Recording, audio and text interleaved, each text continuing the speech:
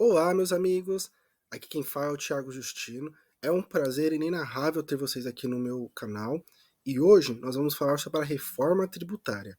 É um dia muito especial para a história do Brasil. Na verdade, é um dia assim diferente. Um dia que de fato vai entrar para a história. Primeiro, porque hoje é uma sexta-feira e acreditem, a Câmara dos Deputados estava trabalhando quase até agora. Eu estou gravando o vídeo às 6 horas da manhã e a votação da reforma tributária que foi aprovada na Câmara dos Deputados, né, vai seguir para o Senado, foi até 1 hora da manhã. Então, isso não é uma coisa que acontece sempre, né? Eles trabalharam em plena sexta-feira. E hoje, às 10 da manhã, os trabalhos continuam. Então, já é algo incrível. Outra coisa incrível também, que nós vamos debater um pouco nesse vídeo, é que por mais de 30 anos, essa reforma esteve na Câmara, foi, voltou, e nunca foi votada, nunca foi aprovada. Então, ela sendo aprovada é algo extremamente histórico e importante no país. Não vamos nos ater à parte política, até porque eu não tenho competência para falar sobre isso. Mas hoje eu vou te mostrar nesse vídeo sobre a questão econômica, como isso vai ajudar o Brasil e como isso vai ajudar a você, e principalmente como isso tem o potencial de diminuir as desigualdades e criar bases para o desenvolvimento da economia brasileira. Então, vamos comigo nesse vídeo, vamos comigo, vamos que vai ser um vídeo muito interessante. Vamos lá?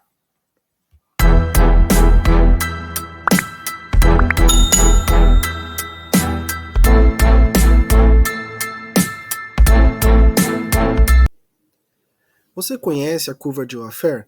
Laffer foi um economista muito importante e ele teorizou sobre a relação entre a arrecadação do governo e a taxa de impostos cobrados da população e das empresas em geral.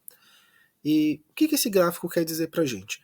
Vamos pensar o seguinte: o governo, sendo ele liberal, conservador, não interessa. O governo aí precisa arrecadar recursos para se financiar, para pagar o salário dos servidores, para pagar os custos da máquina, para investir em educação, saúde, enfim, o governo precisa de dinheiro.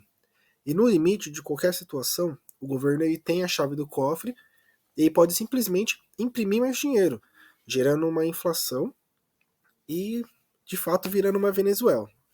Um outro caminho, que é o caminho mais saudável e que grande parte dos países faz com maestria, é cobrar impostos da economia, no caso da população, das famílias e das empresas. E isso é algo extremamente necessário e saudável, porque todo mundo é beneficiado por a cobrança desses impostos. Mas aqui na curva de Laffer, nesse gráfico, ele explica que conforme vai crescendo a demanda por caixa, a necessidade de recursos do governo, e vai aumentando a cobrança de impostos. No caso do governo brasileiro, por exemplo, é um governo que historicamente é deficitário. Então, todos os anos, ele gasta mais do que arrecada. Então, nós temos sempre uma dívida. É como você ir na sua casa. Você ganha seu salário de R$ 4.000, mas todo mês você gasta R$ 4.500. Então, todo mês você fica negativo R$ 500. Até que você vai virando uma bola de neve, né? Você pode buscar se reeducar financeiramente, ou você pode buscar uma nova renda, uma nova fonte de renda para complementar. E é o que o governo faz. Ele aumenta os impostos e entra nesse ciclo vicioso. E aqui na curva de Laffer, ele explica que até um determinado momento, o aumento dos impostos, de fato, significa um aumento na arrecadação, que seria até esse segundo ponto aqui, que é o ponto de equilíbrio. A partir desse momento em diante, por mais que o governo aumente a cobrança de impostos, que ele tende a fazer isso, porque ele precisa fazer isso, a arrecadação começa a diminuir. Nossa, mas que estranho, né? Pensa assim, até um determinado momento, é interessante para uma empresa se estabelecer no Brasil e fazer negócios aqui no Brasil, produzir. Vamos usar o exemplo dos veículos automotores, né? Produzir veículos no Brasil é interessante. Aqui nós temos uma população relativamente jovem, nós temos muitas estradas, e o brasileiro foi criado nos últimos 50 anos com a cultura de que é importante você ter um carro. Por algum motivo é muito importante você ter um carro. Ter uma casa, depois você pensa nisso, mas ter carro é importante. Então as montadoras têm no Brasil um mercado consumidor muito lucrativo e muito grande, né? Porque mesmo os jovens, que no restante do mundo já não pensam tanto em carro, no Brasil o jovem ainda quer ter carro. Então é um mercado muito importante. Mas essa montadora, mesmo que ela consiga ter um lucro muito grande aqui no Brasil, a partir de um determinado momento, a cobrança de impostos é tão grande, tão grande, tão grande, que compensa ela sair do Brasil, exemplo da Ford, ela sai do Brasil, não tem mais uma montadora no Brasil, mas ela continua vendendo seus veículos aqui. E ela indo embora, a arrecadação do governo cai. Mesmo que aumente os impostos, vale mais a pena importar os veículos, pagando imposto, do que manter o pátio fabril aqui no Brasil. Porque outra questão muito relevante e tema de vários estudos econômicos, estudos sociais, é que no Brasil é muito propício que o rico continue rico e o pobre permaneça pobre. E isso tem tudo a ver com a questão tributária. Pensa você. Você recebe o seu salário novamente de R$ 4.000, para manter o exemplo anterior. E desses R$ 4.000, pelo menos 20%, R$ 800, você deixa no supermercado todo mês. Então, 20% da sua renda você gasta com comida, alimentação. É algo que, pelo menos em teoria, você não consegue escolher se alimentar ou não se alimentar. Todo mês você precisa se alimentar. Não é uma opção. E você deixa lá no mercado 20% do seu salário. E aí, sobre o seu consumo de extrema necessidade, existem alguns impostos.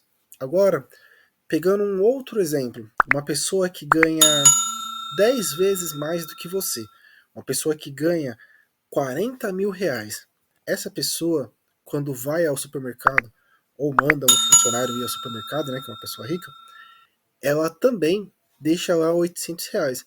Então, nesse meu exemplo, que explica por que os ricos são tão ricos no Brasil, é porque eles basicamente pagam, até errado falar isso, eles não pagam hoje o mesmo imposto que os pobres, né? Porque nesse meu exemplo, o pobre deixou lá 20% do seu salário no supermercado e aí pagou muitos impostos em cima desse valor. Enquanto o rico não deixaria nem 2% do seu rendimento mensal no supermercado. E ele também pagou impostos.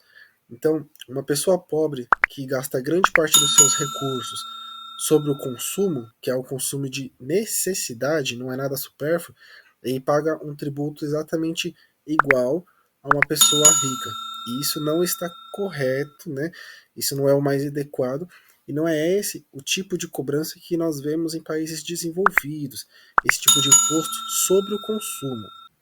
Nós podemos resumir tudo com uma simples frase, né?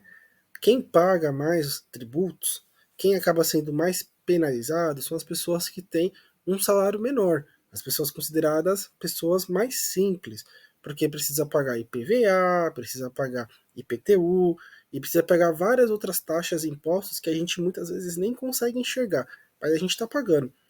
Ah, Thiago, você está dizendo que as pessoas mais ricas não têm que pagar esse tipo de imposto?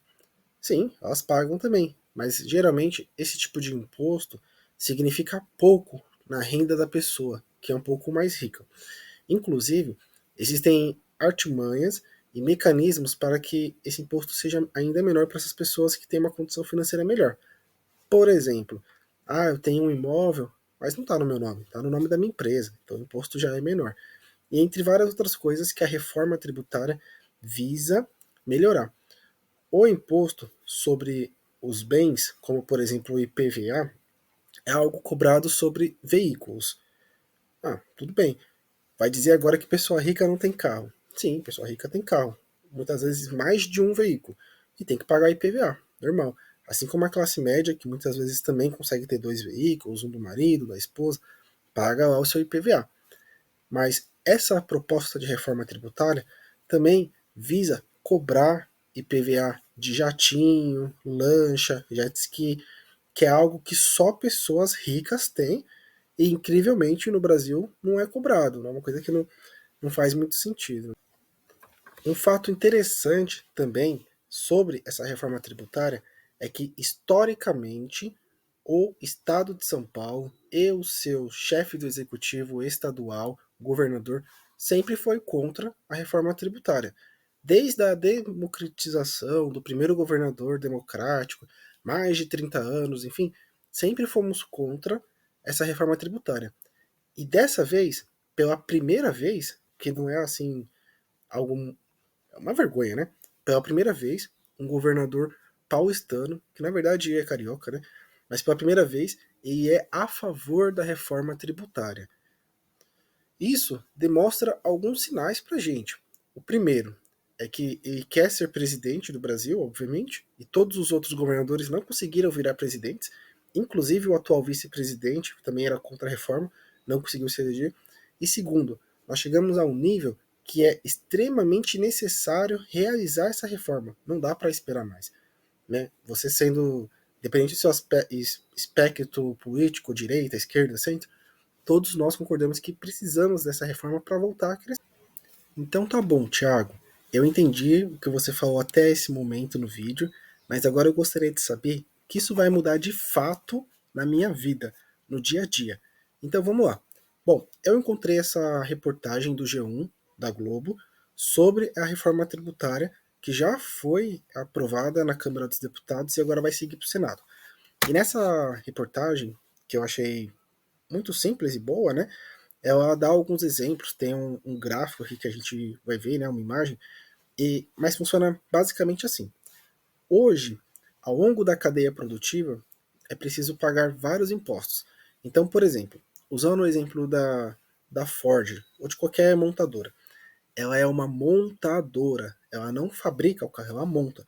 Então ela mesma produz algumas peças, alguns componentes vêm de outros locais do mundo e outras peças são fabricadas por outros fabricantes aqui no Brasil mesmo. Então, toda essa cadeia é cobrada impostos. E dependendo do estado que é feito, dependendo do material, é uma loucura a carga tributária. Então, muitas vezes, o imposto é pago várias vezes sobre a mesma coisa. Inclusive, quando todas as peças estão juntas e o carro está pronto, foi montado, é cobrado mais imposto ainda.